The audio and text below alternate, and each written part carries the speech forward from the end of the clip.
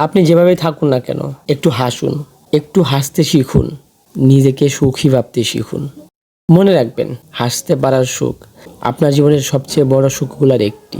আপনার যদি নিজেকে খুব দুঃখী মনে হয়, তাহলে সময় করে একটা সরকারি হাসপাতালে যান। হাসপাতালের প্রত্যেকটা ফ্লোর ঘুরে ঘুরে দেখুন, প্রত্যেকটা বেডে যান, প্রত্যেকটা রোগীর সঙ্গে কথা বলার চেষ্টা করুন, তাদের দুঃখগুলোকে শুনুন এবং সেটা মনোযোগ দিয়ে শুনুন। দেখবেন আপনার দুঃখ অনেকটা চলে গেছে।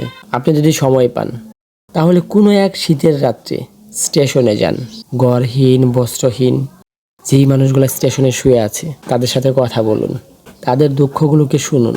দেখবেন আপনার জীবনের বড় বড় দুঃখগুলো কমতে শুরু করেছে। সময় পেলে হাত পাহীন এক অসহায় মানুষের পাশে গিয়ে দাঁড়ান, তার সঙ্গে গল্প করুন, ভালো মন্দ জিজ্ঞেস করুন, তার জীবনের সমস্ত দুঃখ শোনার চেষ্টা করুন এবং নিজের সঙ্গে কম্পেয়ার করে দেখুন আপনার দুঃখ তার দুঃখ সমান কি না।